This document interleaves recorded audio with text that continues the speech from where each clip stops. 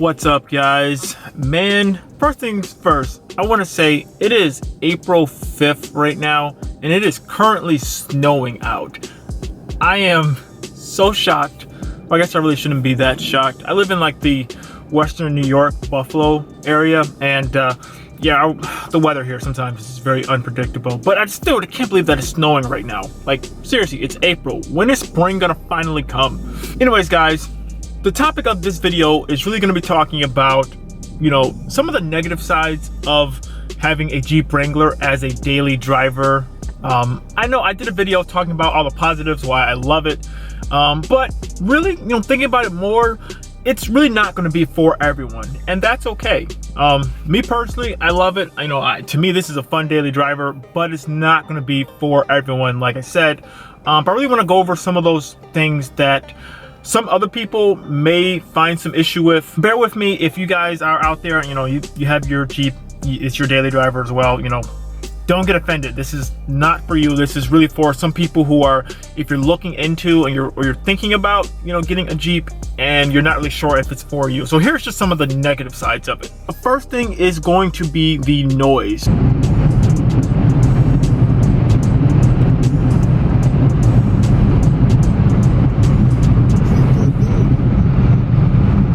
Now, if you get the soft top especially, the noise level is going to be a lot louder than what you're probably going to be used to inside a normal vehicle. It can get quite loud in here, especially, if you're coming from something more of like a luxurious type of vehicle. Yeah, you're going to definitely notice that right off the bat. It's a lot louder. I wouldn't say it's unbearable, but for some people that's going to bother them. For me, it doesn't really at all, but I just want to say that it can be loud, especially even if you start putting on extra lights and like light bars and stuff like that. That's when you really start, getting a lot of extra noise coming from the exterior of the vehicle. But if you guys are interested in how to reduce some of that wind noise, I did do a video on how to reduce wind noise from a light bar, so check out that video. I'll leave a link in the description. Having the hard top, that will eliminate a lot of that noise, but it's still going to be a little bit louder than what you're normally used to. Some people, if you're sensitive to those type of sounds and stuff like that, that can be a negative downside for you. The second thing is the stiffness of the vehicle. In a stock form, the Jeep, it can ride stiff, especially if you're going over potholes and stuff like that. Like I said, I'm from Western New York, like the Buffalo, New York area. And yeah, especially after winter, you have potholes in the street. So, driving over potholes, stuff like that, it can be kind of rough. Especially in the stock form, even if you go, aftermarket and you don't get, like the top of the line type of lift kit or suspension setup, a lot of times if you get, like a mid-level, it can be even worse than stock form. So yeah, driving around over potholes, stuff like that, it can get rough. It really can get rough. And I think that's probably one of the like major things about Jeeps that a lot of people say that they're they're rough, they don't drive great and all this and that. I wouldn't say it's necessarily as bad as what a lot of people what a lot of people would make you want to believe, but there is some truth to that. It is a rougher ride. It's a the body on frame type of layout, so it's going to be rougher. It drives like a truck.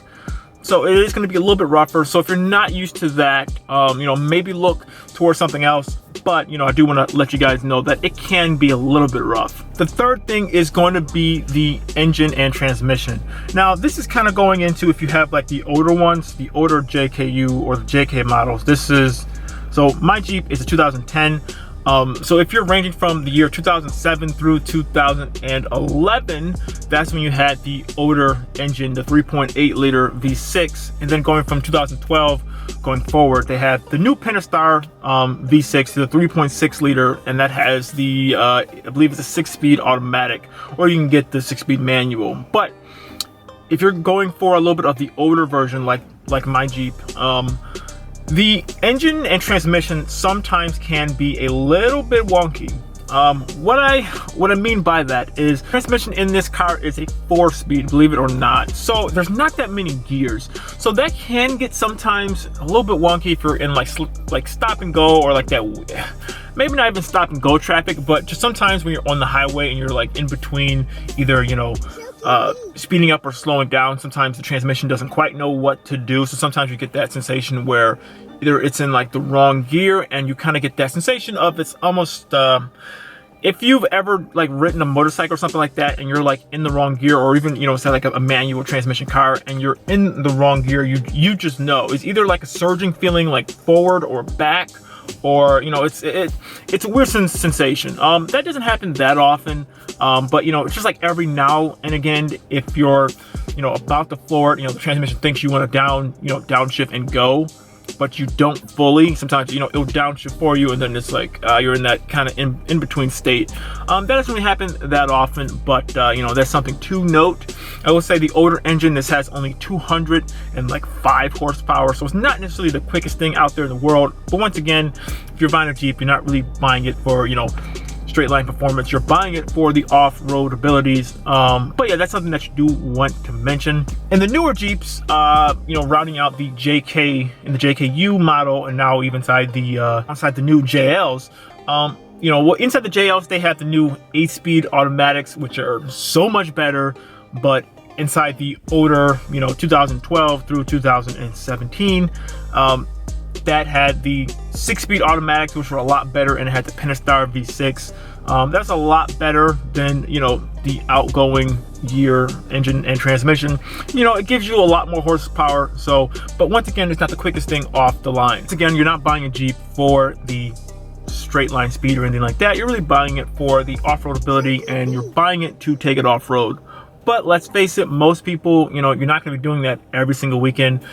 You're not doing that every single day. You know, most people that buy them, honestly, you never take it off-road, which is, you know, yes, people are going to say you're a mall crawler, but let's be honest, a lot of people buy them and they don't take them off-road. So, you know, that is something you want to consider. So if you're used to, you know, coming from like a sports car or something like that, it might feel a little bit weird and strange that you're in something that's, you know, it's not the quickest thing out there in the world. And then lastly is the Refinement. Now, once again, this is going back to, if you're coming from, you know, like a luxury car or something like that, you know, getting inside of a Jeep, you're going to be like, wow, this is a lot less refined and luxurious than what you're probably used to. They've addressed that with the new JLs. They're a lot better, a lot more modern.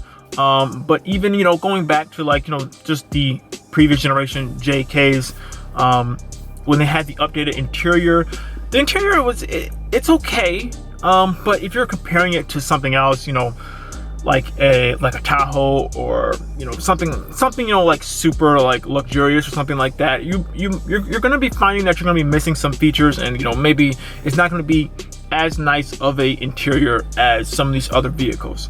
I mean, granted though, you have to kind of cross shop within the same price range, but, you know, overall the JK interior is not up, I wouldn't say it's not up to standards, but it's not up to the same level as some of these other vehicles. But overall, those are pretty much the big issues that if you're thinking about getting a Jeep Wrangler as your daily driver, you want to keep that into consideration. Like I said before in many other videos, you know, I have it as my daily driver. I love it. Yes, you know, it drinks gas. Not the most comfortable thing, not the most refined thing in the world, but once you know, get into a Jeep, you know, it really is a way of life, and it really is something that you're gonna love. So, you know, if you're looking out there to get a Jeep Wrangler, I would always say test drive it. You know, if you can, test drive multiple ones and just get in it and just see, you know, is this really the right vehicle for you? But anyways, guys, thank you guys so much for watching this video. If you like this video, give it a like. Check out some of the other videos that I've done. I've done a ton of other videos on Jeep Wranglers, so if you're interested in this type of content, check out my channel. And yeah, I'll see you guys in the next video. See ya.